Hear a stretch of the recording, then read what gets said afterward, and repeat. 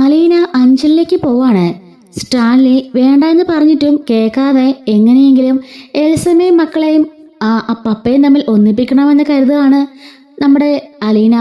അതുകൊണ്ട് തന്നെ അവിടേക്ക് പോയിട്ട് എൽസമ്മയെ കാര്യങ്ങൾ പറഞ്ഞ് മനസ്സിലാക്കി കുട്ടികളെയും എന്താണ് പപ്പ എന്ന് പറഞ്ഞ് മനസ്സിലാക്കി തിരികെ കൊണ്ടുവരാൻ വേണ്ടി അലീന പോവാണ്. അവിടെ ചെല്ലുമ്പോൾ തന്നെ നേരെ പോണത് റീത്താമ്മയുടെ വീട്ടിലേക്കായിരിക്കും. റീത്താമ്മ അകത്തിരിക്കാണ്. പോയിട്ട് ബെല്ലടിക്കുന്നുണ്ട്. ഈ സമയത്ത് റീത്താമ്മ വന്ന് വാതിൽ തുറക്കുമ്പോൾ കാണുന്നത് അലീനയാണ്. ഈ സമയം ബൈജു കാറ് കൊണ്ട് പോയി കഴിഞ്ഞിരുന്നു.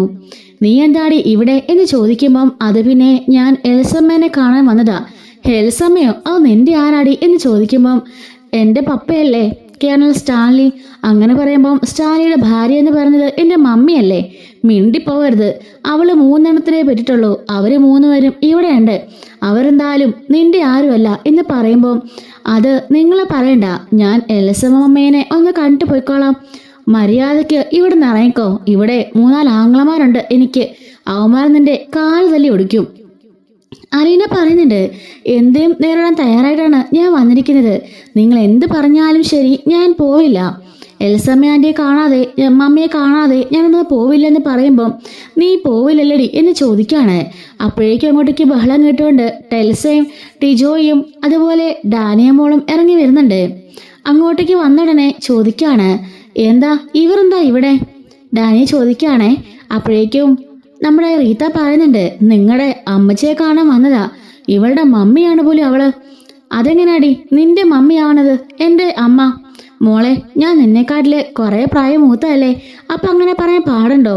ഓ, നിന്നെ പോലെ ഒരു പിഴച്ച വെച്ച സന്തതികളൊക്കെ പിന്നെ എങ്ങനെ സംസാരിക്കണം എന്ന് ചോദിക്കുകയാണ്. റീത്താമ്മ കയ്യും കെട്ടി അവള് പറഞ്ഞത് നോക്കി നിൽക്കാണ്. അപ്പോഴേക്കും ഡാനിയ വന്നിട്ട് ചേച്ചീനും പറഞ്ഞിട്ട് കെട്ടിപ്പിടിക്കുന്നുണ്ട് കേട്ടോ. ഡാനിയ മോളെ പിടിച്ചു വലിച്ച് മാറ്റിവിടുകയാണ് ടെൽസ. ഇവള് നിന്റെ ആരുമല്ല, നിനക്കൊരു ചേച്ചിയേ ഉള്ളൂ, അത് ഞാനാ. പറഞ്ഞത് മനസ്സിലായല്ലോ? എന്താ ചേച്ചി പറയുന്നേ? ഇത് നമ്മുടെ പപ്പയുടെ മോളാ. അങ്ങനെ പറയുമ്പോൾ ഇത് നമ്മുടെ ചേച്ചിയല്ലേ എന്ന് ടെൽസ ഡാനിയ മോള് വീണ്ടും പറയുമ്പം മിണ്ടിപ്പോകരുത് എന്ന് പറയാണ്. ഇതെല്ലാം കണ്ട് ടോജോ മിഴിച്ചു നോക്കിക്കൊണ്ടിരിക്കുകയാണ്, ഒന്നും പറയാതെ. റീത്ത പറയുന്നുണ്ട്, മര്യാദയ്ക്ക് ഇവിടുന്ന് പോകുന്നതായിരിക്കും നിനക്ക് നല്ലത്. അപ്പോഴേക്കും എൽസമ്മ അകത്തുനിന്ന് ഇറങ്ങി വരുന്നുണ്ട്. എന്താ ചേച്ചി പ്രശ്നം എന്ന് ചോദിച്ചുകൊണ്ട് വരുമ്പോൾ അലീനയെ കാണുന്നുണ്ട്. റീത്താമ്മയെ പോലല്ല, നേരെ ഓപ്പോസിറ്റ് സ്വഭാവമാണ് നമ്മുടെ എൽസമ്മയുടെ. എൽസമ്മ ഒരു പാവമാണ്. പക്ഷെ റീത്താമ്മ പറഞ്ഞതിനനുസരിച്ച് ചലിക്കുന്ന ഒരു പാവം മാത്രമാണ്. സ്വന്തമായിട്ട് ഒരഭിപ്രായമോ തീരുമാനങ്ങളോ ഒന്നും ആ പാവത്തിനില്ല കേട്ടോ. അങ്ങനെ ഇറങ്ങി വന്നിട്ട് എന്താ മോളെ നീ എന്താ ഇവിടെയെന്ന് ചോദിക്കുകയാണ്. ഞാൻ മമ്മിയൊന്ന് കാണാൻ വന്നതാ. കുറച്ച് കാര്യങ്ങൾ സംസാരിക്കാനുണ്ടായിരുന്നു. അകത്തേക്ക് കയറി വാ. അകത്ത് കയറാനോ? ആര്? ഇവളോ? റീത്താമ്മ ദേഷ്യത്തോടെ ചോദിക്കുകയാണ്. അത് പിന്നെ ചേച്ചി, ഇവള് എത്രയും ദൂരം നമ്മളെ അന്വേഷിച്ച് വന്നല്ലേ? അതെ, നമ്മളെ അന്വേഷിച്ച് വന്നതാ. ഇവൾ ആരാ? നമ്മുടെ ശത്രുവാ. നിന്റെ ഭർത്താവിന്റെ അവിഹിത സന്തതി, നിന്റെ മക്കളുടെയൊക്കെ ഭീഷണിയാണ് ഇവൾ. അങ്ങനെയുള്ളവളെ ഈ പെരയ്ക്കകത്തേക്ക് കയറ്റണോ? അപ്പോഴേക്കും എൽസമ്മ മുഖം വാടി തലകുണിച്ച് നിൽക്കാണ്. അപ്പോഴേക്കും അലീന പ്ലേറ്റിൽ നിന്ന് മാറ്റി പിടിക്കുന്നുണ്ട്. ബുദ്ധി കൊണ്ട് മാത്രമേ ഇവിടെ കാര്യം കൂടാനാവൂവെന്ന് അലീന മനസ്സിലാക്കുന്നുണ്ട്. റീതാമച്ചിക്ക് എന്താ പേടിയാണോ? ഞാനിവിടെ കയറിയാല് എൽസമ്മയും മക്കളെ ഞാൻ ഇവിടെ കൊണ്ടുപോകുന്ന പേടിച്ചിട്ടാണോ എന്നെ അങ്ങോട്ടേക്ക് കയറ്റാത്തത്? എനിക്കങ്ങനെ ഒരുത്തേയും പേടിയില്ല. ആരെയും പേടിച്ച് ജീവിക്കേണ്ട കാര്യവും എനിക്കില്ല. നീ ഇവിടെ കയറിയിട്ട് മല മറിക്കുവോടി, എങ്കിലാവും എനിക്ക് കാണണമല്ലോ, കയറി പോടി എന്ന് പറയുന്നുണ്ട്. അപ്പോഴേക്കും അലിനെ സന്തോഷത്തോടെ ബാഗും എടുത്തോണ്ട് അകത്തേക്ക് കയറുകയാണ്. റീതാമ്മ രണ്ടും കൽപ്പിച്ച് നിൽക്കുകയാണേ. ടെൽസ ടാനിയെ ചോദിക്കുന്നുണ്ട്, എന്തിനാ അമ്മേ അവളെ അങ്ങോട്ടേക്ക് കയറ്റി വിട്ടത്? അവളെല്ലാം ഉറപ്പിച്ചു വന്നിരിക്കാം. അതെനിക്ക് മനസ്സിലായി മോളെ. അവൾ എന്താ കാണിക്കുന്നതെന്ന് ഞാനും നോക്കട്ടെ. ഇവിടെ ഇരുത്തി അവളെ ഞാൻ ഇക്ഷ എണ്ണ വരപ്പിക്കും എന്ന് പറയുന്നുണ്ട്. അങ്ങനെ അകത്തേക്ക് കയറി പോവാണ് അലീന. എൽസമ്മ സന്തോഷത്തോടെ വിളിച്ചുകൊണ്ട് അടുക്കളയിലേക്ക് കൊണ്ടുപോകുന്നുണ്ട്. മോളെ, എന്തൊക്കെയുണ്ട് വിശേഷം? സുഖമാണോ മോക്ക്? മോളുടെ അമ്മ എന്ത് പറയുന്നു? അമ്മ, അമ്മയ്ക്ക് എന്നെ അറിയില്ലല്ലോ. ഇപ്പോഴും ഇങ്ങനൊരു മകൾ ജീവനുണ്ടെന്ന് ആ പാവത്തിന് അറിയില്ല. അതുകൊണ്ട് പിന്നെ എന്ത് ഞാൻ പറയാനാ? അവിടെ എൻ്റെ പേരും പറഞ്ഞ പ്രശ്നങ്ങളാ. പിന്നെ പപ്പയ്ക്ക് ഞാൻ ആരെന്നറിയാലോ. അതുകൊണ്ട് വലിയ സമാധാനമുണ്ട്. റീത്താമ്മച്ചി പറഞ്ഞൊന്നും നീ കാര്യമാക്കണ്ട. റീത്താമ്മ ചേച്ചി പണ്ടേ അങ്ങനെയാ. എല്ലാവരോടും ഭയങ്കര ദേഷ്യ. അല്ല, എൽസമ്മ മമ്മിയുടെ വീട് എവിടെയാ? ദേ തൊട്ടപ്പുറത്താ, നമുക്ക് അങ്ങോട്ടേക്ക് പോയാലോ? അത് പിന്നെ റീതാമ്മച്ചി പറയാതെ. അതെന്താ അങ്ങനെ? ഞാന് എൽസമ്മയുടെ കൂടെ നിൽക്കാൻ വന്നതാ ആ വീട് കാണാന്. എന്നെ ഒന്ന് അങ്ങോട്ട് കൊണ്ടുപോവോ എന്ന് ചോദിക്കാണ്. എന്നാ ശരി, വാ നമുക്ക് പോകാം എന്നും പറഞ്ഞുകൊണ്ട് അപ്പുറത്തേക്ക് പോകാനിരുങ്ങുമ്പം വന്ന് റീതാമ്മ കൈ കൊണ്ട് അവർ തടഞ്ഞു നിർത്താണ്. അല്ല, എങ്ങോട്ടാ? അത് പിന്നെ മോക്ക് എന്റെ വീട് കാണാന്ന് പറഞ്ഞു. ആര്? ഇവളതിന്റെ മോളാണോ? അല്ല, അലീനയ്ക്ക്. ആ, അതൊക്കെ അവളുടെ വെറും അടവ് മാത്രാണ്. അതുകൊണ്ട് അങ്ങോട്ടേക്ക് കൊണ്ടുപോകാൻ നിൽക്കണ്ട. അവളതിന് എന്തെങ്കിലുമൊക്കെ പറഞ്ഞ് വശീകരിക്കും. അപ്പോ റീതാമ്മച്ചിക്ക് അങ്ങനെ ഒരു പേടിയൊക്കെ ഉണ്ടല്ലേ ഞാൻ വശീകരിക്കുന്നു? അപ്പൊ എന്തൊക്കെയോ കള്ളത്തരം ഉണ്ടല്ലോ. എന്ത് കള്ളത്തരവാടി? നീ എവിടെ കയറിയാലും ഞങ്ങൾക്ക് ഒരു കുഴപ്പമില്ല. എങ്കിൽ പിന്നെ ഞങ്ങളെ പോകാൻ അനുവദിച്ചൂടെ എന്ന് പറയുമ്പം റീതാമ്മ കൈ മാറ്റുന്നുണ്ട്. അങ്ങനെ അലീന ബാഗും എടുത്തുകൊണ്ട് എൽസമ്മയും കൂട്ടിക്കൊണ്ട് നേരെ അപ്പുറത്തെ വീട്ടിലേക്ക് പോവാണ്. തൊട്ടടുത്തടുത്താണ് കേട്ടോ വീട്. ഒരു ബൗണ്ടറിക്കുള്ളിൽ തന്നെ 2 വീടാണ്. ആ വീട്ടിലേക്ക് കാലെടുത്ത് വെക്കുന്നുണ്ട്. ആഹാ, ഈ വീട് കാണാൻ എന്ത് ഭംഗിയാ! നല്ല രസമുണ്ടല്ലേ കാണാൻ. ഇത് നിങ്ങളുടെ തറവാട് വീടാണോ? അയ്യോ അല്ല, ഇത് പിന്നെ സ്റ്റാലിച്ചായൻ വാങ്ങിത്തുന്ന വീടാ. പപ്പയോ? അതെ, പപ്പ വാങ്ങിത്തുന്ന വീടാ ഇത്. അകത്തേക്ക് കയറാണ്. നല്ല നല്ല രസമുണ്ട് കാണാനായിട്ട്. പപ്പ താമസിക്കുന്ന ബംഗ്ലാവാണെങ്കിലോ എനിക്ക് ഒട്ടും ഇഷ്ടമില്ല. ആകെപ്പാടെ ഒരു ഇരുണ്ട് കൂടിയൊരു അവസ്ഥയാ. അവിടെ ഇരിക്കുമ്പോൾ ശ്വാസം മുട്ടും. ഈ വീട് കാണാൻ നല്ല ഭംഗിയുണ്ട്. അപ്പോഴേക്കും ഡാനയും ടോജോയും അവരുടെ പിന്നാലെ തന്നെ വീട്ടിലേക്ക് വരികയാണ്. ഓടി വന്ന് ഡാനിയ മോള് അലീനെ കെട്ടിപ്പിടിക്കുന്നുണ്ട്. ചേച്ചിന്ന് പറഞ്ഞുകൊണ്ട് ഡാനിയ മോളെ എന്ന് വിളിച്ചുകൊണ്ട് അലീന തിരിച്ച് ഉമ്മ എടുക്കാണ്. അപ്പോ ഡാനി പറയാണ്, അവിടെ ചേച്ചിയോട് മിണ്ടിയാലോ കൂട്ടുകൂടിയാലോ എന്നെ റീതാമ്മച്ചി അടിക്കും. അതുകൊണ്ടാ. അതെനിക്ക് മനസ്സിലായി. മോള് നല്ല ബുദ്ധിയുള്ള കുട്ടിയാണല്ലോ എന്ന് പറയാണ്. ടോജോയും സ്നേഹത്തോടെ തന്നെ അവിടെ നിൽക്കുന്നുണ്ട്. അപ്പോ എൽസമ്മ പറയാണ്, ബാ ഞാൻ ചായ ഇട്ട് തരാം എന്ന് പറഞ്ഞുകൊണ്ട് അടുക്കളയിലേക്ക് കൊണ്ടുവന്നുണ്ട്. അത് പിന്നെ മമ്മി, ഞാൻ ഇവിടെ കുറച്ച് ദിവസം കാണും. അയ്യോ, റീതാമ്മ എന്നെ സമ്മതിക്കുമെന്ന് എനിക്ക് തോന്നുന്നില്ല. എനിക്ക് ആരെ സമ്മതത്തിന്റെ ആവശ്യമില്ല. ഈ റീതാമ്മയുടെ ഈ എൽസമ്മയുടെ സമ്മതം മാത്രം മതി. അത് പിന്നെ റീതാമ്മച്ചിയാ എല്ലാം തീരുമാനിക്കുന്നേ. അതെന്താ? മമ്മിക്ക് സ്വന്തമായിട്ട് ഒരു തീരുമാനമില്ലേ? അത് പിന്നെ ചെറുപ്പം തൊട്ടേ ഞങ്ങളെയൊക്കെ നോക്കിയത് റീതാമ്മച്ചിയാ. അതുകൊണ്ട് റീതാമ്മ പറഞ്ഞാണ് എനിക്ക് വേദവാക്യം. അത് മാത്രമല്ല, സ്റ്റാലിച്ചായന്റെ കൂടെ നിന്ന് ഞാൻ ചെറുപ്പത്തിൽ ഇങ്ങോട്ട് വന്നതല്ലേ. സ്റ്റാലിച്ചാൻ മിലിറ്ററിയിലായിരുന്നല്ലോ. കുഞ്ഞുനാൾ മുതലേ ഞങ്ങളെ നോക്കിയത് വളർത്തിയതെല്ലാം റീതാമ്മച്ചിയാ. അതുകൊണ്ട് ഇപ്പൊ എന്താ? നമ്മുടെ ലൈഫ് അങ്ങനെ മറ്റൊരാൾക്ക് തീർന്നത് കൊണ്ടുള്ള കാര്യം വല്ലതും ഉണ്ടോ? അപ്പോഴേക്ക് റീതാമ്മച്ചി ടെൽസിയോട് പറയാണ്, ദേ നീ ഇവിടെ നിൽക്കാതെ അങ്ങോട്ടേക്ക് ചെല്ലാൻ നോക്ക്.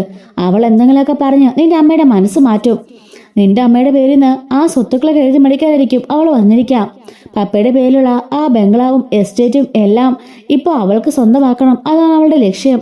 അതിനുവേണ്ടിയാ അവൾ വന്നിരിക്കുന്നേ. നിന്റെ അമ്മയുടെ ഒരൊപ്പ് കിട്ടിയാല് അതവള് തീരെഴുതി മേടിക്കും.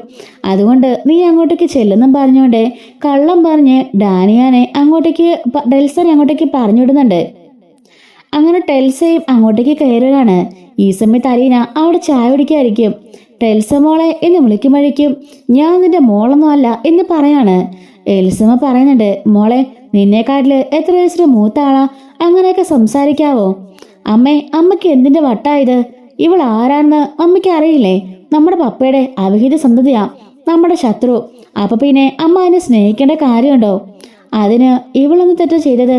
തെറ്റിയത് മോളുടെ പപ്പയല്ലേ ഒരു അവിഹിത ബന്ധം മറച്ചത്. അതിനുണ്ടായ കുട്ടി എങ്ങനെ കുറ്റക്കാരിയാവുക? മോള് ചിന്തിച്ചു നോക്കിക്കേ എന്ന് പറയാണ്. അല്ലെങ്കിൽ മമ്മിയോട് പറഞ്ഞാല് ഒന്നും തലേ കയറില്ല. മമ്മിക്ക് എപ്പോഴും ദൈവവും പ്രാർത്ഥനയും പള്ളിയും മാത്രം മതിയല്ലോ. ഞങ്ങളെ മക്കളുടെ കാര്യം പോലും മമ്മി ആലോചിക്കാറില്ലല്ലോ എന്ന് പറയാണ്. എന്നിട്ട് മുറിലേക്ക് ദേഷ്യപ്പെട്ടു പോയി കഥക് വലിച്ചടയ്ക്കുന്നുണ്ട്. അതൊന്നും മോള് കാര്യമാക്കണ്ട. ഹേയ്, എനിക്കങ്ങനെ കുഴപ്പമൊന്നുമില്ല. ഞാൻ ഇതൊക്കെ കുറെ കണ്ടതല്ലേ. എനിക്കതൊന്നും ഒരു വിഷയമുള്ള കാര്യമേ അല്ല എന്ന് പറയണേ.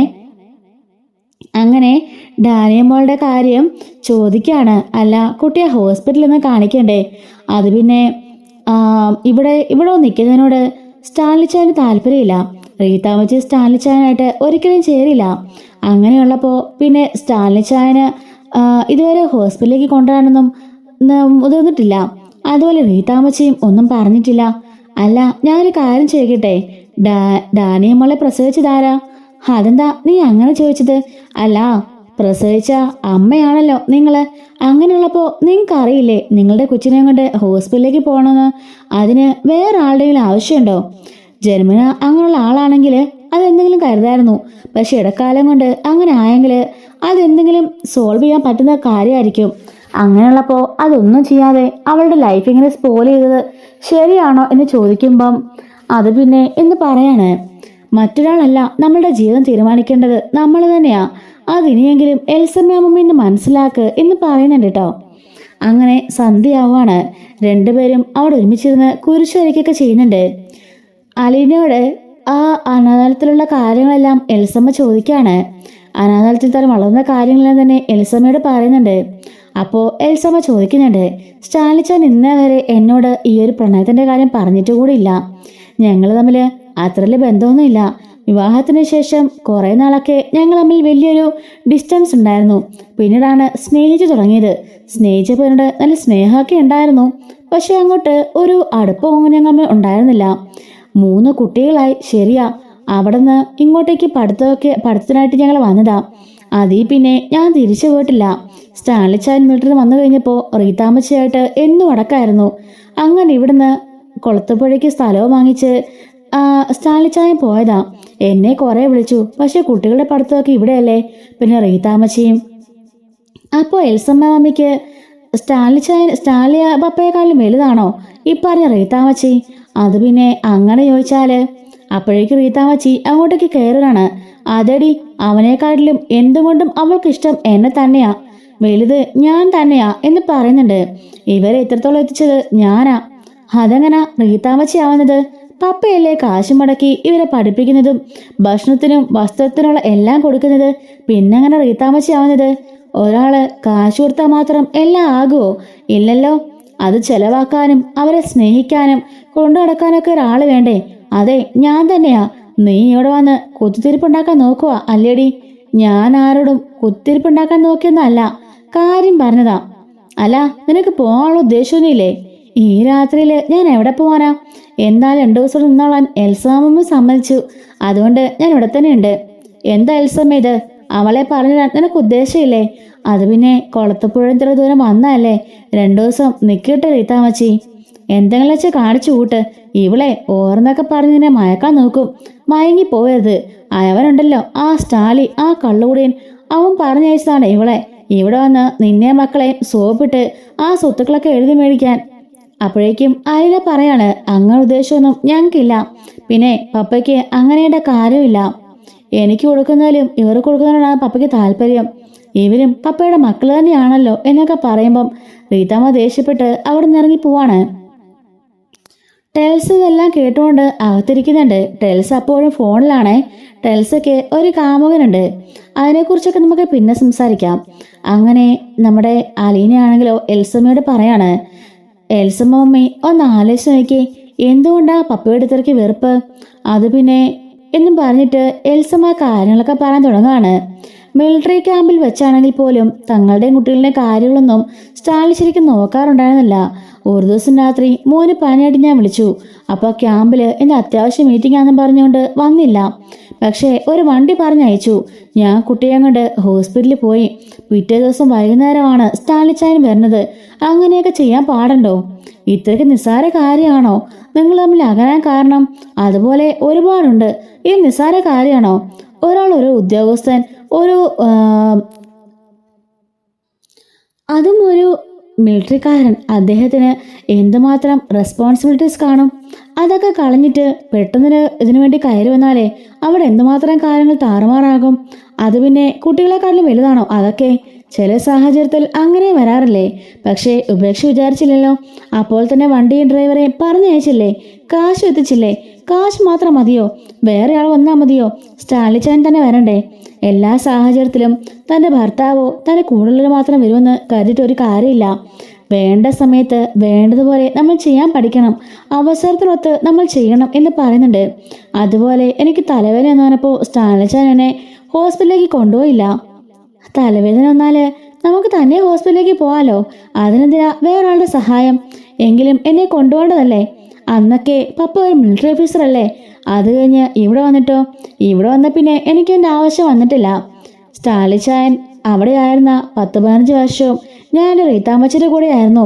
ഇവിടെ പിന്നെ റീത്താമ്മച്ചി എല്ലാത്തിനും കൂടെ വരും. അതുകൊണ്ടാണോ എൽസ മമ്മിക്ക് റീത്താമ്മച്ചിയുടെ ഇത്രയ്ക്ക് സ്നേഹം? പിന്നല്ലാതെ എൻ്റെ അമ്മയെ പോലെയാ എനിക്ക് റീത്താമ്മച്ചി. അത്രയ്ക്ക് സ്നേഹ എന്നോട്. ഒരിക്കലും എൻ്റെ ജീവൻ തകരാൻ വേണ്ടി റീത്താമ്മച്ചി ഒന്നും ചെയ്യില്ല. ഞാൻ എവിടെ പോയാലും കുട്ടികളെ പൊന്നുപോലെ നോയിക്കോളും എന്ന് പറയാണ്.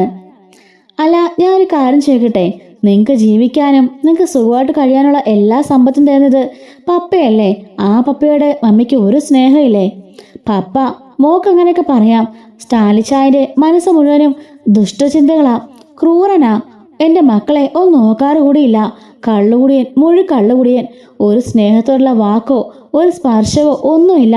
ഈ മക്കളോട് പോലും ഒരു സ്നേഹമില്ല. ഉണ്ടായിരുന്നെങ്കിൽ എൻ്റെ റാണിയെ മോളെയും കൊണ്ട് ഹോസ്പിറ്റലിലേക്ക് പോയില്ലായിരുന്നോ എന്നൊക്കെ പറയുന്നുണ്ട്.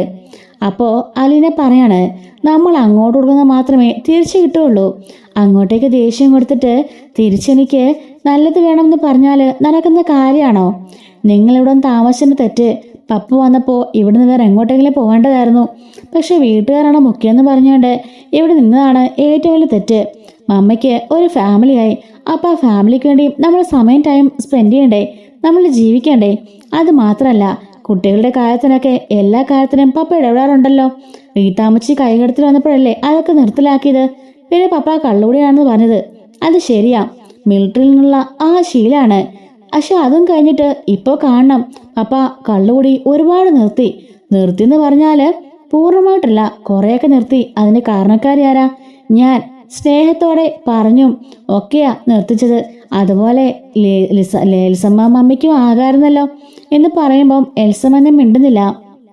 ഈ കുട്ടികളെ കൊണ്ടാണെങ്കിലും അങ്ങനെ ചെയ്യിപ്പിക്കായിരുന്നു. ഞാൻ അവിടെ ചെന്നതിന് ശേഷം ഞാൻ കണ്ടിട്ടേ ഇല്ല ആരും അദ്ദേഹത്തൊന്ന് വിളിക്കുന്നത് പോലും. സ്വന്തം മക്കളല്ലേ, ഒന്ന് വിളിച്ചന്വേഷിച്ചൂടെ പപ്പ ജീവനോടെ ഉണ്ടോ എന്നെങ്കിലും? അതുപോലും ആരും അന്വേഷിക്കില്ല. നിങ്ങളൊന്ന് പറഞ്ഞു കൊടുക്കത്തുമില്ല, കാണാൻ വരില്ല. അങ്ങനെയുള്ളപ്പോൾ പിന്നെ എങ്ങനെയാ സ്നേഹം തോന്നുക എന്ന് ചോദിക്കാണ്. പപ്പയ്ക്ക് റീത്താമ്മച്ചിയായിട്ട് ഒത്തുപോകാൻ കഴിയുന്നില്ല എന്നുണ്ടെങ്കിൽ നിങ്ങളുടെ ഒരു മാറി താമസിക്കണമായിരുന്നു. അതല്ലേ ചെയ്യേണ്ടിയിരുന്നത്? വീണ്ടും ഇങ്ങോട്ട് തന്നെ വന്ന് അലമുണ്ടാക്കേണ്ട എന്തെങ്കിലും കാര്യം ഉണ്ടായിരുന്നോ എന്നൊക്കെ പറയുമ്പോൾ എൽസമ്മ ഒന്നും മിണ്ടാതെ നിൽക്കാണ്. ഞാൻ പറഞ്ഞേ ഉള്ളൂ, ഇനിയെങ്കിലും തീരുമാനമെടുക്കേണ്ടത് മമ്മിയാണ്. അല്ലാതെ ഇവിടെ കിടന്നുകൊണ്ട് പപ്പ ഇവിടെ ഒരു സ്ഥലത്ത് മമ്മി ഒരു സ്ഥലത്ത് അങ്ങനെ നിൽക്കുന്നതിൽ ഒരർത്ഥവും ഇല്ല എന്ന് പറയാൻ കേട്ടോ.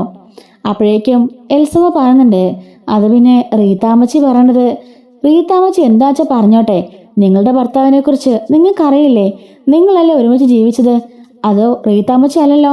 അപ്പോൾ നിങ്ങൾക്കറിയില്ലേ നിങ്ങളുടെ ഭർത്താവിനെ പറ്റി? അദ്ദേഹം നല്ലവനാണോ മോശപ്പെട്ടവനാണോ എന്നൊക്കെ? അത് കള്ളു കുടിക്കുന്നത് ശരി തെറ്റ് തന്നെയാണ്. പക്ഷെ ഇപ്പം കള്ളു കുടിക്കാറൊന്നുമില്ല. കള്ളു കുടിക്കുന്നൊരു കാരണം ഉണ്ടായിരുന്നു. നിങ്ങളെല്ലാവരും പിരിഞ്ഞുപോയി ആ പാവം ഒറ്റയ്ക്കവിടെ താമസിക്കല്ലേ. അദ്ദേഹത്തിന്റെ മനസ്സിന് ഒരുപാട് വിഷമമുണ്ട്. അതൊക്കെ മനസ്സിലാക്കാതെയാ നിങ്ങളെ പെരുമാറുന്നത് എന്നൊക്കെ പറയാണ്. എന്നിട്ട് ഡാനിയ മോളാണെങ്കിലോ തീർത്തും നമ്മുടെ റീത്താമ്മയുടെ കൈപിടിയില്ല. പണ്ട് എൽസമ്മ അമ്മമ്മയും എങ്ങനായിരുന്നോ അതുപോലെ തന്നെ. മമ്മിയോട് ഞാനൊരു കാര്യം പറയാം. സഹോദരങ്ങളൊക്കെ വേണ്ടെന്നല്ല, പക്ഷെ എല്ലാവരും ഒരു ലിമിറ്റിന് മാത്രം. എല്ലാവരും ഒരു പടിക്ക് അപ്പുറം മാത്രം നിൽക്കാവുള്ളൂ. എപ്പോഴും നമ്മുടെ കൂടെ കാണുന്നത് നമ്മുടെ ഭർത്താവ് മാത്രമായിരിക്കും. ആ ഒരു ഓർമ്മ എപ്പോഴും വേണം എന്ന് പറയാണ്. എൽസ മമ്മി നാളെ തന്നെ എൻ്റെ കൂടെ വാ, നമുക്ക് കുളത്തുപുഴയിൽ പോയി കുറച്ച് ദിവസം നിൽക്കാം. അയ്യോ, റീത്തമ്മ ആൻറ്റി സമ്മതിക്കില്ല. റീത്താമ്മ ചെയ്തത് സമ്മതിക്കുന്നത്? അത് എൽസമ്മ മമ്മിയുടെ ഭർത്താവിൻ്റെ വീടല്ലേ. അങ്ങോട്ടേക്ക് പോകാൻ മറ്റാരെങ്കിലും അനുവാദത്തിൻ്റെ ആവശ്യമുണ്ടോ? റീത്താമ്മച്ച അറിഞ്ഞാൽ എന്നെ വഴക്ക് പറയും. ഇതാ ഞാൻ പറഞ്ഞത്, സ്വന്തമായിട്ട് ഒരു തീരുമാനം എടുക്കണമെന്ന്. അല്ലാതെ ഇങ്ങനെ കാണിക്കല്ല വേണ്ടത്. നാളെ തന്നെ നമ്മൾ എല്ലാവരും കൂടി പോവാം. അയ്യോ വേണ്ട മോളെ, റീത്താമ്മച്ച സമ്മതിക്കില്ല. റീത്താമ്മച്ച അറിയാതെ നമുക്ക് പോയാലോ? അറിയാതെ എങ്ങനെ പോകുന്ന? ഇവിടുന്ന് ഇറങ്ങിയാൽ തന്നെ റീത്താമ്മച്ച അറിയും. ഡാനിയമോളും പറയുമല്ലോ. അതൊക്കെ നമുക്ക് സെറ്റ് ആക്കാന്നേ. ഞാൻ പറഞ്ഞത് സമ്മതാണോ? ശരി, നമുക്ക് നോക്കാം. പക്ഷെ റീത്താമ്മച്ചി ഒന്നും പറയില്ല, ഞാൻ നോക്കിക്കോളാം. അങ്ങനെ ഇവരെല്ലാം രാത്രി പ്ലാൻ ചെയ്യണേ. ടോജോയും ഡാനിയായും ഇവർക്ക് സപ്പോർട്ടാണ്. പക്ഷെ ടെൽസ് മാത്രം സപ്പോർട്ട് അല്ലല്ലോ. അപ്പോൾ രാവിലെ വെളുപ്പിന് 5 മണിയായപ്പോൾ എഴുന്നേൽക്കുന്നുണ്ട് അലീന. എന്നിട്ട് എൽസമ്മയോട് പറയാണ്, ടെൽസിയോട് പോയിട്ട് പറയണം ഒരു ധ്യാനത്തിന് സ്ഥലം വരെ വരാനായിട്ട്. എന്തായാലും വരാൻ സമ്മതിക്കില്ല. തിരിച്ചു വരുമ്പം നമുക്കൊന്ന് പാർക്കിലൊക്കെ പോയിട്ടെന്നൊക്കെ പറഞ്ഞ് എന്തെങ്കിലും പറഞ്ഞ് സമ്മതിപ്പിക്കാൻ വരണം. റീത്തമ്മച്ച വിളിക്കാൻ സമ്മതിക്കുകയോ ചെയ്യരുത് എന്ന് പറയാണ്. അങ്ങനെ ബൈജിനെ വിളിച്ചിട്ട് വണ്ടിയും കൊണ്ടുവരാൻ അലീന പറയുന്നുണ്ട്. ഈ ഒരു സമയത്ത് എല്ലാവരും രാവിലെ ഒരുങ്ങാണേ. ടോജോയും ഡാനിയും ഒക്കെ ഒരുങ്ങുന്നുണ്ട്. ടെൽസ ഈ സമയത്ത് ഒരുങ്ങും കൂട്ടാക്കുന്നില്ല. ഞാൻ വരുന്നില്ല ധ്യാനത്തിനും എങ്ങോട്ടും. അമ്മ പോയത് പോരെ, ഇനി ഞങ്ങളെ കൂടി കൊണ്ടുപോകണോ? മോളെ, അതുകൊണ്ടല്ല, ഇതൊരു സ്പെഷ്യൽ കൺവെൻഷനാ. മോളൂടി വരണം. തിരിച്ചു വരുമ്പോൾ നമുക്ക് അടിച്ചു പൊളിച്ച് പാർക്കിലേക്ക് പോവാം. ഒത്തിരി നാളായില്ലേ നമ്മൾ ഒരുമിച്ച് പോയിട്ട്. ആ ശരി, ഞാൻ വരാം. ഞാൻ റീത്തമ്മച്ചൊന്ന് പറയട്ടെ. അത് ഞാൻ പറഞ്ഞു, നീ ഒരുങ്ങിയാൽ മതി, സമയം പോന്നു, വണ്ടി ഒന്ന് കിടക്ക. റീത്തമ്മച്ച അപ്പോൾ റീത്തമ്മച്ച സമ്മതിച്ചു എന്ന് പറയുന്നുണ്ട്. റീത്തമ്മച്ച സമ്മതിച്ചോ? ആ സമ്മതിച്ചു. ആ എങ്കിൽ ഞാൻ വരാം എന്നും പറഞ്ഞുകൊണ്ട് ഡാനിയെ പോയിട്ട് ടെൽസ പോയിട്ട് ഒരുങ്ങി ഇറങ്ങി വരുന്നുണ്ട്. ആലിനെ കാറിലിരിക്കുന്നതാണിട്ട് ഇവളെന്തായാലും നമ്മുടെ കൂടെ എന്ന് ചോദിക്കാണ്. അത് പിന്നെ ആ കൊച്ചു വരണമെന്ന് പറഞ്ഞു, അതുകൊണ്ടാ. വേണ്ട, അവളുള്ളിടത്തേക്ക് ഞാനില്ല. അങ്ങനെ പറയാതെ മോളെ, റീത്തമ്മച്ച് സമ്മതിച്ചെന്ന് ഞാൻ പറഞ്ഞില്ലേ, നമുക്ക് പോയിട്ട് അടിച്ചു പൊളിച്ചെങ്കിൽ പോരാം എന്ന് പറയാണ്. അങ്ങനെ അവളെയും കൂട്ടി ടോജോയും ടെൽസയും ടാനിയും എൽസമ്മയും അലീനയും കൂടിയിട്ട് വണ്ടിയിൽ കയറാണ്. അങ്ങനെ എല്ലാവരും കൂടി പോകുമ്പം ടെൽസ നല്ല ഉറക്കമായിരിക്കേ. ടാനിയമാണെങ്കിൽ ഓരോ കാഴ്ചയൊക്കെ കാണുകയാണ്. അതിൽ എന്തൊക്കെയാണെന്നുള്ളത് അല്ല ചൂണ്ടിക്കാണിക്കുന്നുണ്ട്. എല്ലാം കാണിച്ചും പറഞ്ഞും മനസ്സിലാക്കി കൊടുത്തുകൊണ്ട് കൊണ്ടുപോവാണ്. എന്നാൽ കൊളത്തുപുഴ എത്തുകയാണ് കേട്ടോ. രാവിലെ 7 മണിയൊക്കെ ആയപ്പോൾ പുറത്തേക്ക് ആരെയും കാണാഞ്ഞിട്ട് റീത്താമ്മച്ച നോക്കുമ്പം വീട് പൂട്ടിക്കിടക്കായിരിക്കും. ഇതേ സമയത്ത് അലീന എടുത്ത് ടെൽസയുടെ ഫോണ് ഫ്ലൈറ്റ് മോഡ് ഓണാക്കി വെക്കാണ്. റീത്താമ്മച്ചയുടെ ഫോണ് സ്വിച്ച് ഓഫ് ആക്കുന്നുണ്ട്. അതുപോലെ ബാക്കി എല്ലാ അവരുടെ വീടിൻ്റെ ഫോണെല്ലാം ഓഫാക്കി വെക്കാണ്. എല്ലാവരും മാറി മാറി വിളിച്ചിട്ടും ഫോണിൽ കിട്ടുന്നില്ല. അലീന ഇന്നലെ വന്നതല്ലേ, എന്നിട്ട് ഇവരെല്ലാം കൂടി എവിടെ പോയി? ടാനിയെ വിളിച്ചിട്ട് കിട്ടുന്നില്ലല്ലോ, ടെൽസയും കിട്ടുന്നില്ല, അവളെയും കിട്ടുന്നില്ലല്ലോ. ഇനി ഇവരെല്ലാം കൂടി എങ്ങോട്ട് പോയതായിരിക്കും എന്ന് ആലോചിച്ച് നിൽക്കാണ്. ആരെ വിളിക്കണം, ആരുടെ പറയണം എന്നറിയാൻ നിൽക്കുകയാണേ. ഈ സമയത്ത് കൊളത്തുപുഴയിലേക്ക് വണ്ടി വന്ന് കയറുന്നുണ്ട്. ആൻ്റപ്പൻ ഓടി വന്ന് ഗേറ്റ് തുറക്കാണ്. നോക്കുമ്പം അലീന ബൈജുവുമായിട്ട് വരുന്നുണ്ട് തിരിച്ച്. ആഹാ, അലീന കുഞ്ഞോ എന്നും പറഞ്ഞ് പുറകിലേക്ക് നോക്കുമ്പം അയാൾ ഞെട്ടിപ്പോകുന്നുണ്ട്. ദാ സാറിന്റെ ഭാര്യയും മക്കളും വന്നിരിക്കുന്നു. അങ്ങനെ കാണാനൊന്നും വരാത്തതാണ്. ആദ്യം കുറെ കാലം കൂടി വന്നത് അലീനയെ അന്ന് കാണാൻ വേണ്ടിയാ, പിന്നെ വന്നിട്ട് കൂടിയില്ല. ദേ അലീനയുടെ കൂടെ വന്നിരിക്കുന്നു. എല്ലാവർക്കും അതൊരു ഞെട്ടില്ലാന്ന് കേട്ടോ. അപ്പോഴേക്കും പൗലോസ് പിണങ്ങിപ്പോയി തിരികെ വന്നിട്ടുണ്ടായിരുന്നല്ലോ. പൗലോസും ഉണ്ടവിടെ. പൗലോസും വിനോദവും ഉണ്ട്. അങ്ങനെ അകത്തേക്ക് ഡോറ് തുറന്ന് അകത്തേക്ക് കയറാണേ. സമയം ഒരു 8 മണിയൊക്കെ ആയി.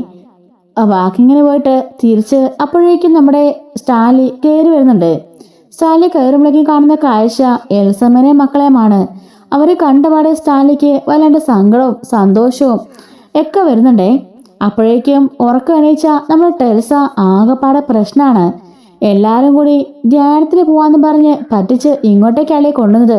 ഇയാളുടെ അടുത്തേക്ക് വരണ്ടെന്ന് ഞങ്ങൾ പറഞ്ഞല്ലേ. ഇയാളൊരു ദുഷ്ടനാ. ഇയാള് കള്ളും കുടിച്ചു നടക്കുന്ന ഒരു കള്ളുകുടിയനാ. ഞങ്ങളുടെ ജീവൻ നശിപ്പിച്ചത് ഈ ക്രൂരനാ. ഏതോ ഒരു പെണ്ണുമായിട്ട് ഇത് ചീറ്റ് ചെയ്തത് എൻ്റെ അമ്മയെ ചീറ്റ് ചെയ്തു. എൻ്റെ അമ്മേനെ നോക്കിയിട്ട് കൂടെ ഇല്ല. എല്ലാത്തിനും കാരണക്കാരൻ ഇയാൾ ഒറ്റയിരുത്തണമെന്നൊക്കെ പറഞ്ഞുകൊണ്ട് വാതിൽ കിടന്ന് ബഹളം വെക്കുമ്പം എൽസമ്മ മോളെ മിണ്ടാതിരിക്കുന്നതും പറഞ്ഞ് അകത്തേക്ക് കൊണ്ടുപോവാണ്. അലീനയുടെ അടുത്തേക്ക് വന്നിട്ട് സ്റ്റാലി ചോദിക്കാണ്, നീ എന്തിനാ അവരെയും കൂട്ടി ഇങ്ങോട്ടേക്ക് വന്നത്? അതുവിനെ പപ്പ ഞാൻ വേണ്ടായിരുന്നു. ടെൽസ മോൾക്ക് അത് ഇഷ്ടമില്ല. എന്നെ കാണുന്നത് പോലും അവർക്കാർക്കും ഇഷ്ടമില്ല. അങ്ങനെങ്കിൽ പിന്നെ അതിൻ്റെ ആവശ്യമില്ലായിരുന്നല്ലോ. അതിൻ്റെ ആവശ്യമുണ്ട് പപ്പ. ഞാൻ പറഞ്ഞല്ലോ, ഞാൻ നോക്കോളാം, പപ്പ അകത്തേക്ക് കയറ് എന്ന് പറയണേ. അങ്ങനെ ആൻ്റപ്പൻ ഗേറ്റൊക്കെ അടയ്ക്കുന്നുണ്ട്. ഇതേ സമയം വെള്ളം പോലും തൊടാതെ നമ്മുടെ പൗലോസ് വിളിച്ച് റീത്താമ്മച്ചൊരു കാര്യങ്ങൾ പറയുന്നുണ്ട്. ആ അലീനെ കൊച്ച് എൽസമ്മയും മക്കളെയും കൂട്ടിക്കൊണ്ട് ഇങ്ങോട്ടേക്ക് വന്നത് കേട്ട പാടെ ഉറഞ്ഞു തുള്ളുകയാണ് നമ്മുടെ റീത്താമ്മച്ചി. റീത്താമ്മച്ചിക്ക് എൽസമ്മ ഫാമിലിയുടെ കഴിഞ്ഞ് ഇഷ്ടമില്ല. അതിൻ്റെയൊക്കെ കാരണമുണ്ട്, കുറേ കാരണമൊക്കെ ഉണ്ട്. അതൊക്കെ നമുക്ക് ഞാൻ വഴിയെ പറയാവേ. അപ്പോൾ റീത്താമ്മ ആകെപ്പാടെ കലിപ്പിലാണ്. അവളപ്പോൾ ഇങ്ങോട്ടേക്ക് വന്നത് എല്ലാം തീരുമാനിച്ചുറപ്പിച്ചിട്ടല്ലേ. എൽസമ്മയും മക്കളെ ഇവിടുന്ന് കടത്തിക്കൊണ്ട് പോകാൻ അവൾ വന്നേല്ലേ, ഞാൻ കാണിച്ചു കൊടുക്കുന്നുണ്ട് എന്നും പറഞ്ഞിട്ട് സ്റ്റീഫനെയൊക്കെ കൂടി വിളിക്കാണ്. എത്രയും പെട്ടെന്ന് കൊളത്തുപുഴയ്ക്ക് പോകണമെന്ന് റീത്താമ്മ പറയുന്നുണ്ട്. അങ്ങനെ അവിടേക്ക് വന്നതിന് ശേഷം സ്റ്റാലി പോയി ഡ്രസ്സൊക്കെ മാറിയിട്ട് ഹാളിലേക്ക് വരുന്നുണ്ട്. ടാനിയും ടെൽസയും എൽസമ്മയും അവിടെ ഇരിക്കുകയാണ്. കൂടെ അലീനയുണ്ട്. ഹൗസിൽ പോകുന്ന ചായയും ബ്രേക്ക്ഫാസ്റ്റൊക്കെ കൊടുക്കുന്നുണ്ടേ. ടെൽസ ഒന്നും കഴിക്കുന്ന കൂടിയില്ല, കഴിക്കാൻ കൂടി സമ്മതിക്കുന്നില്ല. ഡൈനിങ് റൂമിലേക്ക് എല്ലാവരും കയറിയിരിക്കുമ്പം അങ്ങോട്ടേക്ക് സ്റ്റാൻലി വന്നിരിക്കുന്നുണ്ട്. പഴയ ആ സ്റ്റാൻലി അല്ല. ഊണുമേശയില് ഭയങ്കര ഗൗരവക്കാരനായിരുന്നല്ലോ. കുറെ ഡിസിപ്ലിനും അതെല്ലാം തന്നെ അലിനെ മാറ്റിയിട്ടുണ്ട്. എൽസമേ കഴിക്കുന്ന പറഞ്ഞ് സ്റ്റാൻലി തന്നെ ആഹാരം വിളമ്പി കൊടുക്കാണ്. ടെൽസയും ടാനിയും മിണ്ടാതിരിക്കുമ്പം രണ്ടുപേർക്കും വിളമ്പി കൊടുക്കുന്നുണ്ട്. ടാനിയാണെങ്കിലോ പപ്പാന്ന് പറഞ്ഞ് അടുത്ത് നിൽക്കാണ്. മോളെന്ന് പറഞ്ഞ് തലയെ തടവുന്നുണ്ട്. ടെൽസയ്ക്ക് ഇതങ്ങോട്ടോ ഇഷ്ടപ്പെടുന്നില്ല. പപ്പാന്ന് പറഞ്ഞാൽ എന്തോ വെറുക്കപ്പെട്ട ഒരു ജീവിയാണെന്നാണ് അവൾ കരുതിയിരിക്കുന്നതല്ല നമ്മൾ റീതാമ പഠിപ്പിച്ചിരിക്കുന്നത്. അതുകൊണ്ട് തന്നെ ടെൽസ ഒരു വാ പോലും കഴിക്കാതെ അവിടെ മിണ്ടാതെ പാത്തിലേക്ക് തന്നെ നോക്കി ഇങ്ങനെ ഇരിക്കുകയാണ്. റീതാമ്മച്ചി ഒരിക്കലും ഇങ്ങോട്ടേക്ക് വിടാൻ പോലും അവരെ സമ്മതിച്ചിരുന്നില്ല. പപ്പയോട് ഒന്ന് മിണ്ടാൻ പോലും അവർക്ക് അനുവാദമില്ലായിരുന്നു. ഫോൺ പോലും വിളിക്കാൻ സമ്മതിച്ചിരുന്നില്ല. പിന്നെ ടെൽസയ്ക്കാണെങ്കിലോ പപ്പാന്ന് കേൾക്കുന്ന ചതുർത്ഥിയാണല്ലോ. ഡാനിക്ക് വരണോ കാണാൻ നിൽക്കണമെന്നൊക്കെ ഉണ്ടെങ്കിലും റീത്ത സമ്മതിച്ചിരുന്നില്ല കേട്ടോ. അങ്ങനെ അപ്പോഴേക്കും റീത്താമ്മ നമ്മുടെ അവിടുന്ന് വണ്ടി തിരിച്ചു കഴിഞ്ഞു, സ്റ്റീഫനെയൊക്കെ വിളിച്ചുകൊണ്ട്. ഈ സമയത്ത് നമ്മുടെ ഡാനിയമോളാണെങ്കിലോ പപ്പാന്ന് പറഞ്ഞ് അടുത്ത് നിൽക്കുമ്പോഴേക്കും പപ്പ ആദ്യമായിട്ടാണ് നമ്മുടെ സ്റ്റാലിനെ അങ്ങനെ അവർ കാണുന്നത്. പാത്തില് കൈയിട്ട് കുഴയ്ക്കുന്നുണ്ട്. ഇത്രയും കാലം സ്പൂണൊക്കെ ഉപയോഗിച്ച് കഴിച്ചുകൊണ്ടിരുന്ന അയാള് അങ്ങനെ കാണിക്കുന്നത് കണ്ട് എൽസമ്മയ്ക്ക് അതൊരു അത്ഭുതമായിരുന്നു. വാരി ഒരു ഉരുളയെടുത്ത് ഡാനിക്ക് വെച്ചു കൊടുക്കാണ്. അത് കണ്ട് ടെൽസയും ടോജയൊക്കെ ഞെട്ടിപ്പോകുന്നുണ്ട്. മോർണിംഗ് വന്നേ എന്നും പറഞ്ഞ് ടോജോയ്ക്ക് കൂടി വാരി കൊടുക്കാണ്. പിന്നാലെ തന്നെ സ്റ്റാൻലി ആണെങ്കിൽ ടെൽസയുടെ നേരെ കൈ നീട്ടുകയാണ്. ടെൽസ മുഖത്തേക്ക് പോലും നോക്കുന്നില്ല. മോളെ എന്ന് വിളിക്കുമ്പോഴേക്കും ടെൽസ മുഖം ഉയർത്ത് നോക്കുന്നുണ്ട്. കൈ നീട്ടുമ്പോഴേക്കും അറിയാതെ ടെൽസ വാവിളിച്ചു പോവാണ്. അദ്ദേഹം അതായത് പപ്പ ആദ്യമായി ഉരുട്ടി തന്ന ആ ഒരു ഉരുളയുടെ രുചി അവക്കത് ഭയങ്കര രുചി തന്നെയായിരുന്നു. അത് കഴിക്കാണ്. ഇതൊക്കെ കണ്ട് എൽസമ്മയ്ക്കും നല്ല സങ്കടം വരുന്നുണ്ട്. അലീന ഇതെല്ലാം കണ്ട് സന്തോഷത്തോടെ അവിടെ ഇരിക്കുകയാണ്. അപ്പോഴേക്കും ഡാനിയമോളാണെങ്കിലോ പാപ്പ എനിക്ക് ഇനിയും വേണം, അതിനെന്താ ഞാൻ വാരി തരാലോ എന്നും പറഞ്ഞിട്ട് വീണ്ടും വാരി കൊടുക്കുന്നുണ്ട് ടോജോയ്ക്കും. എൽസമ്മ മിണ്ടാതെ തലയും കുണിച്ചിരിക്കുകയാണ്. ടെൽസ ഒരക്ഷരം പോലും മിണ്ടുന്നുമില്ല, ഒന്നും കഴിക്കുന്നുമില്ല. കൊടുത്ത ആഹാരം മാത്രം പതിയെ ചവച്ചുകൊണ്ടിരിക്കുകയാണ്. അപ്പോഴേക്കും സ്റ്റാൻലി അവരോട് പറയാണ്, നീ എൻ്റെ ഭാര്യയാണ്, ഇതെൻ്റെ മക്കളും. നിങ്ങളോടെല്ലാവരോടും ഞാനൊരു കാര്യം പറയാം. നിങ്ങളൊക്കെ വിചാരിക്കുന്നത് പോലെ ഞാൻ അത്ര അക്രമകാരിയൊന്നും അല്ല, ഞാൻ ദുഷ്ടനും അല്ല. എൻ്റെ മക്കളോട് എനിക്ക് ഭാര്യയോട് സ്നേഹമില്ലെന്നാണോ നിങ്ങളൊക്കെ കരുതിയത്? അങ്ങനെയൊന്നുമില്ല. നിങ്ങളെന്ന് വെച്ചാൽ എൻ്റെ ജീവനാ. പക്ഷേ അത് പ്രകടിപ്പിക്കാൻ എനിക്കറിയില്ലായിരുന്നു. മിലിറ്ററിയിലെ അച്ചടക്കവും ആ ഒരു ഡിസിപ്ലിനൊക്കെ ഞാൻ മെയിൻറ്റെയിൻ ചെയ്ത് പോയത്. അതുകൊണ്ട് തന്നെ നിങ്ങൾക്ക് ഞാനൊരു മൊറനായി തോന്നിയിരിക്കാം. അത് എൻ്റെ തെറ്റ്.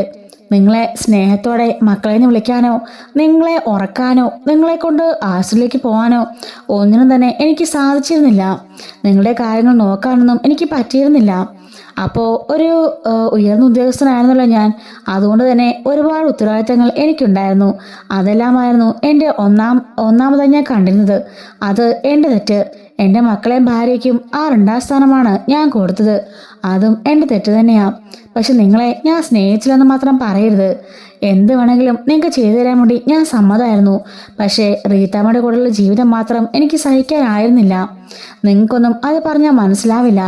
അത് അവിടെ വന്ന് എന്നെ അവൾക്ക് ഭയങ്കര പുച്ഛമായിരുന്നു. എങ്ങനെയെങ്കിലും എന്നെ എലിസബത്തിനെ തെറ്റിക്കാൻ വേണ്ടി അവൾ മാക്സിമം ശ്രമിച്ചു. അങ്ങനെ പഴയ കാലത്തെ കുറേ കഥകളൊക്കെ പറയാണ്. അതായത് എലിസമ്മയുടെ അടുത്ത് കൂടെ വന്ന് സ്റ്റാലിൻ നിൽക്കുന്ന സമയത്ത് പലതരത്തിലും എലിസമ്മ ഇവരെ ഒന്നിക്കാൻ സമ്മതിക്കാതെ ഇരുന്നിട്ടുണ്ട്. അതുപോലെ സ്റ്റാലിന് നേരെ കുറെ പറയുകയും അപമാനിക്കുകയും എന്നും അടിബഹളമൊക്കെ ഉണ്ടാക്കുകയൊക്കെ ചെയ്തിട്ടുണ്ട്. അതിനെക്കുറിച്ചെല്ലാം സ്റ്റാലിൻ പറയാണ്. എന്നിട്ട് എലിസമ്മയോട് ചോദിക്കുന്നുണ്ട്, ഞാനീ പറഞ്ഞത് കള്ളമാണോ എലിസമ്മേ എന്ന് ചോദിക്കുകയാണ്. അല്ല, സത്യമാണെന്ന് എലിസമ്മ പറയാണ്. അത് കേട്ട് നമ്മൾ എലിസമ്മ ഞെട്ടിപ്പോകുന്നുണ്ട്. അവളുടെ വിചാരം ഇത്രയും കാലം അമ്മേനെ സ്നേഹിച്ചിട്ടില്ല, റീതാമ്മയാണ് എല്ലാം ചെയ്യുന്നത് എന്നായിരുന്നു. കുറച്ച് പൈസ മാത്രമേ പപ്പ തരുന്നുള്ളൂ, ബാക്കിയെല്ലാം തന്നെ റീതാമ്മ ഇട്ടാണ് ഞങ്ങളെ നോക്കുന്നതൊക്കെയാണ് ടെൽസ വിചാരിച്ചിരുന്നത്. അപ്പോൾ സ്റ്റാൻലി ചോദിക്കുകയാണ്, ഇന്നേ വരെ നിങ്ങൾക്ക് എന്തെങ്കിലും ഒരു കുറവ് ഞാൻ വരുത്തിയിട്ടുണ്ടോ? റീത്ത ഇപ്പോൾ കൊണ്ടുവന്ന കാറ് പോലും എൻ്റെ അല്ലേ? റീത്തയുടെ ആ വീടിന് വേണ്ടിയുള്ള 3,000 കാശും എൻ്റെ അല്ലേ? ഞാൻ കഷ്ടപ്പെട്ട് അധ്വാനിച്ചുണ്ടാക്കുന്ന പൈസയല്ലേ? അതെല്ലാം തന്നെ ഞാൻ അയച്ചു തരാറില്ലേ? ശരിയാണ്, നിങ്ങളുടെ അടുത്തേക്ക് നിങ്ങൾ നിന്ന് സ്നേഹിക്കാനൊന്നും എനിക്ക് പറ്റിയിട്ടില്ല. അങ്ങനെ മിലിറ്ററിയിൽ നിന്ന് ഞാൻ വിരമിച്ചെന്ന സമയത്ത് നിങ്ങളോട് താമസിക്കാനൊക്കെ ശ്രമിച്ചിരുന്നു. പക്ഷെ റീത്താമ്മ സമ്മതിച്ചില്ല എന്ന് ടെൽസറും ഡാനിയോടൊക്കെ പറയാണ്. ദേ, എൻ്റെ മോക്ക് സുഖമില്ല, അവളെ കൊണ്ട് ഹോസ്പിറ്റലിൽ പോകണമെന്ന് എനിക്ക് ഒരുപാട് ആഗ്രഹം ഉണ്ടായിരുന്നു. ഒരു ദിവസമെങ്കിലും മോളെ ഇവിടെ കൊണ്ട് നിർത്താൻ റീത്താമ്മ സമ്മതിച്ചിരുന്നില്ല. അവിടെ ഒന്ന് കൂട്ടിക്കൊണ്ട് പോകാൻ സമ്മതിച്ചോ ഇല്ലയോ എന്ന് നിങ്ങളുടെ മമ്മിയോട് ചോദിക്കുകയെന്ന് ടെൽസറോട് പറയുമ്പം ആണോ മമ്മി എന്ന് ചോദിക്കാണ്. അത് പിന്നെ എന്നും പറഞ്ഞ് തല താഴ്ത്തുന്നുണ്ട്.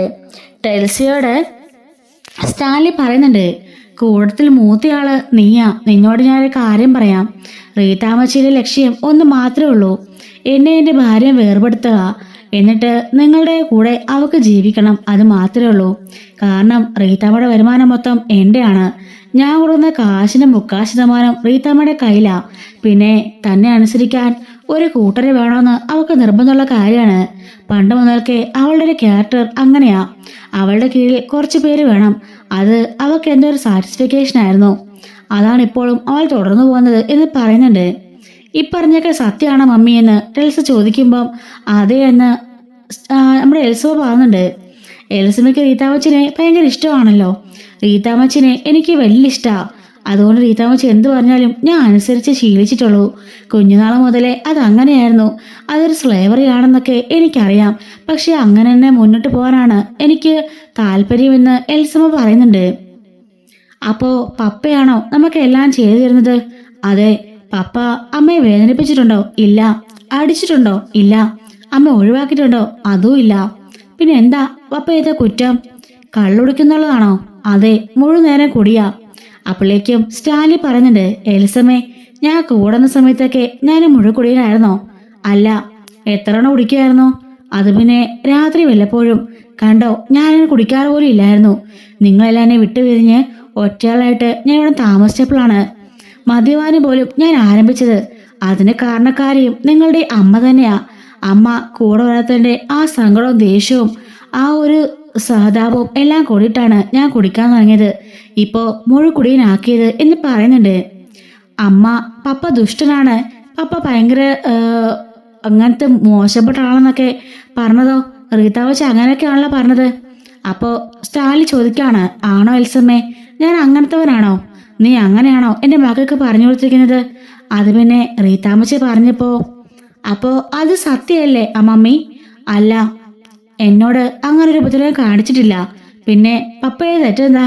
അത് പിന്നെ എന്നെ ഹോസ്പിറ്റലിലേക്ക് കൊണ്ടുപോകാൻ പറഞ്ഞാൽ പപ്പ കൊണ്ടുപോയില്ലായിരുന്നു.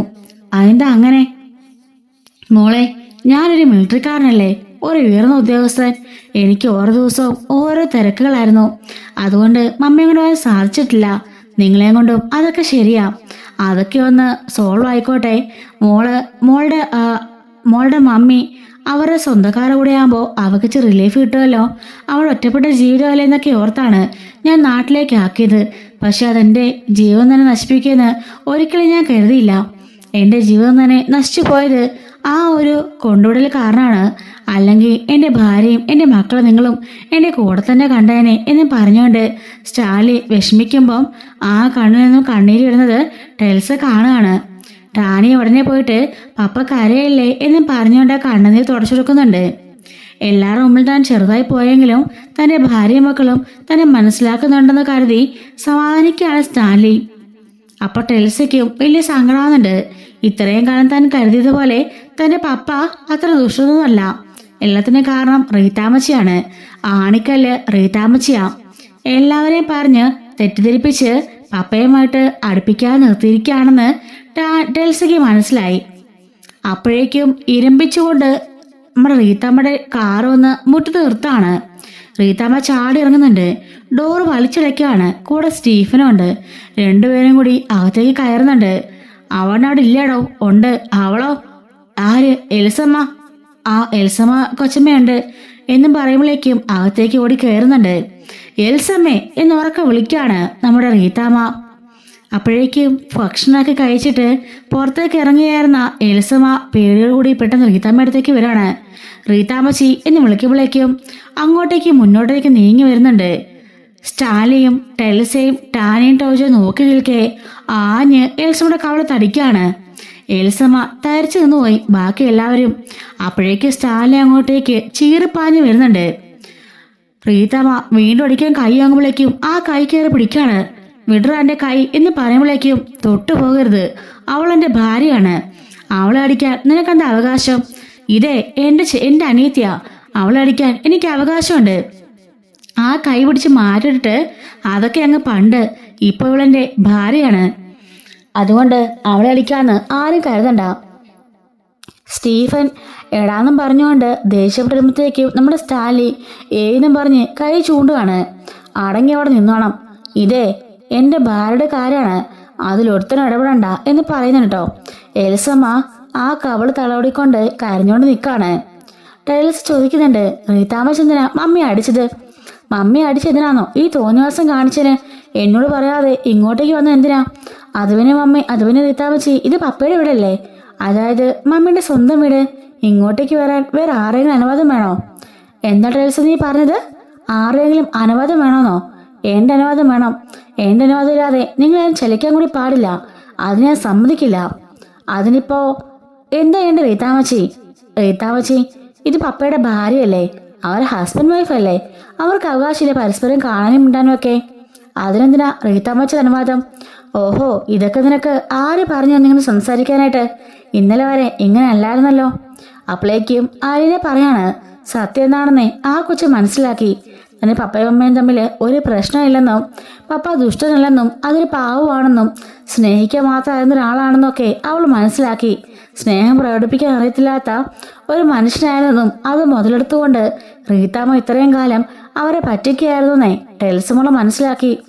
ഇതൊക്കെ വെറും കള്ളാ മോളെ, നീ എന്നെ വിശ്വസിക്കരുത്. നിന്റെ ഇയാളും ഈ പെണ്ണും കൂടെ ചേർന്നുള്ള നാടകമാണിതെല്ലാം. അങ്ങനെയാണെന്നോ എൻ്റെ മമ്മി പറയട്ടെ, എങ്ങനെ വിശ്വസിക്കാമെന്ന് ടെൽസ പറയുമ്പം റീതം പറയാണ്, എൽസമേ നീ അങ്ങോട്ട് പറഞ്ഞു കൊടുക്ക് അവൻ നിന്നോട് ചെയ്ത ക്രൂരതകളൊക്കെ. അപ്പോൾ റീതമ്മയുടെ നേരെ നിന്നുകൊണ്ട് എൽസമ്മ ചോദിക്കാണ്, റീതാമച്ചി എനിക്ക് മനസ്സിലാവുന്നില്ല, എന്നോട് എന്ത് ക്രൂരത ചെയ്തത്? എന്നെ ഹോസ്പിറ്റലിൽ കൊണ്ടുപോകാത്തതോ അതോ എന്നെ അടിക്കുകയോ നോവിക്കുകയോ പോലും ചെയ്തിട്ടില്ല. എൻ്റെ എല്ലാ കാര്യങ്ങളും നോക്കിക്കാണ് ചെയ്തിട്ടുണ്ട്. പിന്നെ കാണാൻ വരാത്തത് അതിൻ്റെ കാരണം റീതാമച്ചയല്ലേ?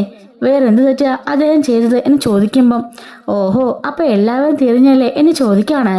അങ്ങനെയെങ്കിൽ കല്യാണത്തിന് മുമ്പ് ഒരു കൊച്ചുണ്ടാക്കിയിട്ട് അത് മറച്ചു വെച്ചതോ എന്ന് ചോദിക്കാണ്. 23 വർഷം മുമ്പ് കഴിഞ്ഞു പോയൊരു കാര്യമാണത്. അദ്ദേഹത്തിനും ഇങ്ങനെ മകൾ ജീവനുണ്ടെന്ന് അറിയില്ലായിരുന്നല്ലോ. അതുകൊണ്ട് കുടുംബത്ത് ഒരു പ്രശ്നമാണെന്ന് കരുതിയിട്ടാണ് അദ്ദേഹം പറയാതിരുന്നത്. അതൊക്കെ ഞാൻ എപ്പോഴേ ക്ഷമിച്ചു കഴിഞ്ഞു എന്ന് പറയാണ്. അപ്പോൾ നിങ്ങളെല്ലാവരും ഒറ്റക്കെട്ടായി, ഞാനിപ്പോൾ ആരാന്ന് ചോദിക്കാണ്. സ്റ്റാലിൻ മുമ്പോട്ടേക്ക് വരുന്നുണ്ട്. റീതാമ്മേ, എല്ലാവരും ഒരുപോലെ പറ്റിക്കാന്ന് നീ കരുതണ്ട. എല്ലാ കാലവും എല്ലാവരും ഒരുപോലെ ഇരിക്കില്ല. എൻ്റെ മക്കളും ഭാര്യയുമാണിത്, അവരെന്നാലും എൻ്റെ അരികിലേക്ക് വരുമെന്ന് എനിക്ക് ഉറപ്പാ എന്ന് സ്റ്റാലിൻ പറയുന്നുണ്ട്. ഉടനെ ടെൽസ ഓടി വന്നിട്ട് സ്റ്റാലിനെ കെട്ടിപ്പിടിക്കാണ്.